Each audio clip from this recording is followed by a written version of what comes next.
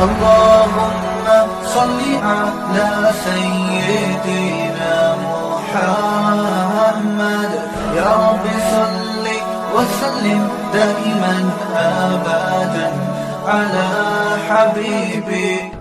الحمد لله نحمده ونستعينه ونستغفره ونؤمن به ونتوكل عليه ونعوذ بالله من شرور أنفسنا ومن سيئات أعمالنا من يهد الله فلا مضل له ومن يضلل فلا هادي له نشهد أن لا إله إلا الله وحده لا شريك له نشهد أن سيدنا مولانا محمدا عبده ورسوله صلى الله عليه وعلى آله وأصحابه وبارك وسلم تسليما كثيرا أما بعد فأعوذ بالله من الشيطان الرجيم بسم الله الرحمن الرحيم شهر رمضان الذي أنزل فيه القرآن هدى للناس وبينات من الهدى والفرقان فمن شهد منكم الشهر فليصم آمنت بالله صدق الله مولانا العظيم وصدق رسوله النبي الكريم ونحن على ذلك من الشاهدين والشاكرين والحمد لله رب العالمين. قابل احترام بزرگوں اور دوستوں، یہ رمضان المبارک کا مہینہ اللہ جل شانہ کی بڑی عظیم نعمت ہے. ہم اور آپ اس مبارک مہینے کی حقیقت اور اس کی قدر کیسے جان سکتے ہیں؟ کیونکہ ہم لوگ دن رات اپنے دنیاوی کاروبار میں الجھے ہوئے ہیں اور صبح سے شام تک دنیا ہی کی دوڑ دھوپ میں لگے ہوئے ہیں اور مادیت کے گرداب میں پھنسے ہوئے ہیں. ہم کیا جانیں کہ رمضان کیا چیز ہے؟ اللہ جل شانہ جن کو اپنے فضل سے نوازتے ہیں اور اس مبارک مہینے میں اللہ جل شانہ کی طرف سے انوار و برکات کا جو سیلاب آتا ہے اس کو پہچانتے ہیں. ایسے حضرات کو اس مہینے کی قدر ہوتی ہے. آپ نے یہ حدیث سنی ہوگی کہ جب نبی کریم صلی اللہ علیہ وسلم رجب کا چاند دیکھتے تو دعا فرمایا کرتے تھے، اللہم بارک لنا فی رجب و شعبان وبلغنا رمضان.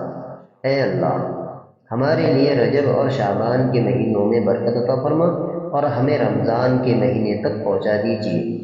یعنی ہماری عمر اتنی دراز کر دیجیے کہ ہمیں اپنی عمر میں رمضان کا مہینہ نصیب ہو جائے. اب آپ اندازہ لگائیں کہ رمضان آنے سے 2 ماہ پہلے رمضان کا انتظار اور اشتیاق شروع ہو گیا اور اس کے حاصل ہو جانے کی دعا کر رہے ہیں کہ اللہ تعالیٰ یہ مہینہ نصیب فرما دے. یہ کام وہی شخص کر سکتا ہے جس کو رمضان المبارک کی صحیح قدر و قیمت معلوم ہو.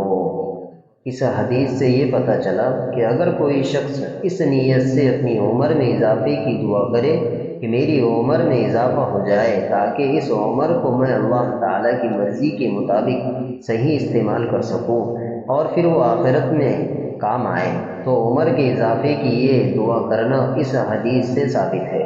لہٰذا یہ دعا مانگنی چاہیے کہ یا اللہ میری عمر میں اتنا اضافہ فرما دے کہ میں اس میں آپ کی رضا کے مطابق کام کر سکوں اور جس وقت میں آپ کی بارگاہ میں پہنچوں تو اس وقت آپ کی رضا کا مستوجب بن جاؤں. لیکن جو لوگ اس قسم کی دعا مانگتے ہیں کہ یا اللہ اب تو اس دنیا سے اٹھا ہی لے، حضرت صلی اللہ علیہ وسلم نے ایسی دعا کرنے سے منع فرمایا ہے اور موت کی تمنا کرنے سے بھی منع فرمایا ہے.